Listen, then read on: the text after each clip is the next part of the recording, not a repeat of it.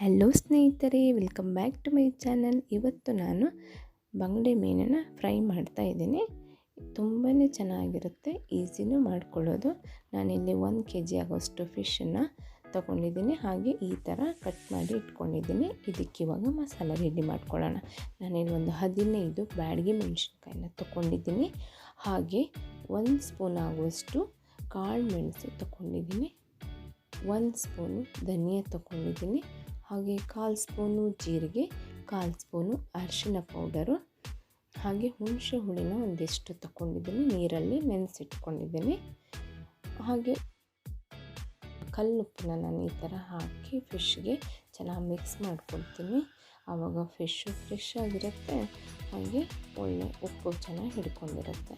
ನಾನು ತಗೊಂಡಿರೋ ಮೆಣಸು ಅದನ್ನೆಲ್ಲ ಪೌಡ್ರ್ ಮಾಡ್ಕೊಂಡಿದ್ದೀನಿ. ಪೌಡ್ರ್ ಆದಮೇಲೆ ಬೆಳ್ಳುಳ್ಳಿ ಒಂದು ಸ್ವಲ್ಪ, ಹಾಗೆ ನೆನೆಸಿರೋ ಹುಣಸೆಹಣ್ಣನ್ನು ಹಾಕಿ ಈ ಥರ ತಿಕ್ಕ ಮಸಾಲನ ರೆಡಿ ಮಾಡ್ಕೊಂಡಿದ್ದೀನಿ. ಕಲ್ಲರು ತುಂಬಾ ಸೂಪರಾಗಿರುತ್ತೆ. ಅಂದರೆ ಬ್ಯಾಡಗಿ ಮೆಣಸಿನ್ಕಾಯಿ ಹಾಕೋದ್ರಿಂದ ಸ್ವಲ್ಪ ಖಾರ ಹದವಾಗಿರುತ್ತೆ. ಜಾಸ್ತಿ ಬೇಕಂದರೆ ನಾವಿಲ್ಲಿ ಗುಂಟೂರು ಮೆಣಸಿನ್ಕಾಯಿ ಒಂದೆರಡನ್ನು ಹಾಕ್ಕೊಳ್ಬೋದು. ನಾನಿವಾಗ 2 ಫಿಶ್ಗೆ ಮಸಾಲನ ಹಚ್ಕೊಳ್ತಾ ಇದ್ದೀನಿ.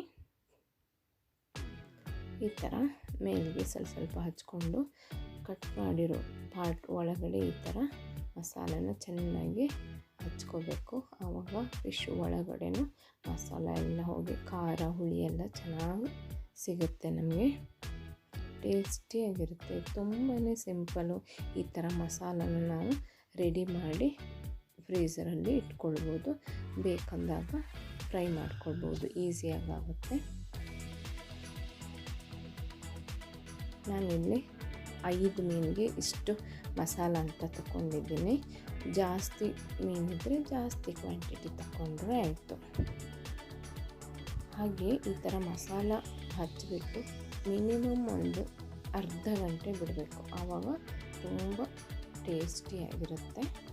ಇವಾಗ ನಾನು ಒಂದು ತವಾಗೆ ಒಂದು ದೊಡ್ಡ ಸ್ಪೂನ್ ಆಯಿಲ್ ಹಾಕ್ಕೊಂಡಿದ್ದೀನಿ. ಸ್ವಲ್ಪ ಬಿಸಿ ಆಗ್ತಿದ್ದಂಗೆ ಫಿಶನ್ನು ಅದರಲ್ಲಿ ಹಾಕಿ ಫ್ರೈ ಮಾಡ್ಕೊಳ್ತೀನಿ.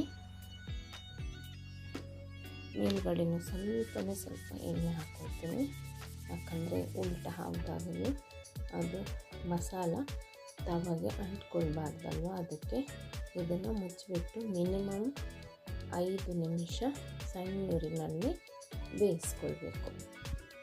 ನಾನಿಲ್ಲಿ ಸಣ್ಣ ರವಾನ ಹಾಕ್ಕೊಂಡಿದ್ದೀನಿ, ಯಾಕಂದರೆ ರವೆ ಹಾಕಿನೂ ಫ್ರೈ ಮಾಡ್ಕೊಳ್ಬೋದು. ಅದು ಇನ್ನೊಂಥರ ಚೆನ್ನಾಗಿ ಇರುತ್ತೆ. ಈ ಥರ ರವಾನ ಚೆನ್ನಾಗಿ ಫಿಶ್ಶಿಗೆ ಅಂಟಿಸ್ಕೊಂಡ್ರೆ ಆಯಿತು. ಮೊದಲಿಗೆ ಮಸಾಲ ಹಚ್ಚಿ ಇಟ್ಕೊಂಡಿರಬೇಕು. ಫ್ರೈ ಮಾಡುವಾಗ ರವಾನ ಹಚ್ಕೊಂಡ್ರೆ ಆಯಿತು.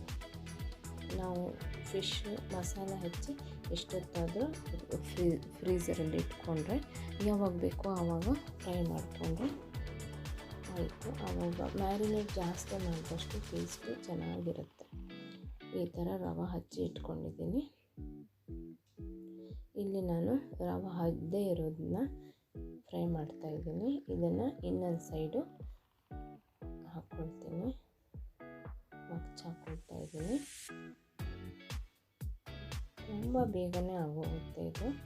ಹಾಗೆ ಟೇಸ್ಟು ಅಷ್ಟೇ ತುಂಬ ಸಖತ್ತಾಗಿರುತ್ತೆ. ಹುಣಸೆಹಣ್ಣಿನ ಬದಲಾಗಿ ಲೆಮನ್ ಜ್ಯೂಸನ್ನು ಹಾಕ್ಕೊಳ್ಬೋದು, ಅದು ಒಂಥರ ಟೇಸ್ಟ್ ಇರುತ್ತೆ. ಇದು ಇನ್ನೊಂಥರ ಹುಣಸೆಹಣ್ಣಿಂದು ಒಂದು ಟೇಸ್ಟ್ ಇರುತ್ತೆ. ಚೆನ್ನಾಗಿ ಮಸಾಲನೂ ಅಷ್ಟೇ ತುಂಬ ಚೆನ್ನಾಗಿ ಬರುತ್ತೆ ಹುಣಸೆಹಣ್ಣು ಹಾಕೋದ್ರಿಂದ. ಇವಾಗ ರವೆ ಹಾಕಿರೋ ಫಿಶನ್ನು ಫ್ರೈ ಮಾಡ್ಕೊಳ್ತಾ ಇದ್ದೀನಿ. ಇದಕ್ಕೂ ಅಷ್ಟೇ 1 ಸ್ಪೂನ್ ಆಗೋಷ್ಟು ಆಯಿಲ್ ಹಾಕ್ಕೊಂಡು ಆಮೇಲೆ ಮೇಲೆ ಸ್ವಲ್ಪ ಆಯಿಲ್ನ ಹಾಕ್ಕೊಳ್ತಾ ಇದ್ದೀನಿ. ಇದು ಸೇಮು 5 ನಿಮಿಷ ಸಣ್ಣ ನೀರಿನಲ್ಲೇ ಒಂದೊಂದು ಸೈಡನ್ನು ಬೇಯಿಸ್ಕೊಳ್ಬೇಕಾಗುತ್ತೆ.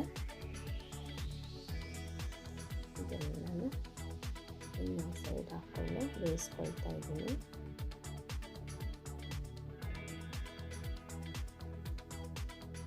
ರವೆ ಹಾಕಿರೋದ್ರಿಂದ ಸ್ವಲ್ಪ ಸೀದೋದಂಗೆ ಆಗಿದೆ. ಅದು ಮೇಲ್ಗಡೆ ರವೆ ಅಷ್ಟೇ ಆ ಥರ ಆಗಿರೋದು, ಮೀನೇನು ಸೀದೋಗಿರಲ್ಲ. ಟೇಸ್ಟು ಸಖತ್ತಾಗಿರುತ್ತೆ. ತುಂಬ ಸುಲಭವಾಗಿ ಟೇಸ್ಟಿಯಾದ ಫಿಶ್ ಫ್ರೈನ ಕಡಿಮೆ ಟೈಮಲ್ಲಿ ಮಾಡ್ಕೊಳ್ಬೋದು. ಇಷ್ಟ ಆದರೆ ಒಂದು ಸಲ ಟ್ರೈ ಮಾಡಿ, ಹಾಗೆ ಒಂದು ಲೈಕ್ ಮಾಡಿ, ಸಬ್ಸ್ಕ್ರೈಬ್ ಮಾಡಿ. Thank you for watching.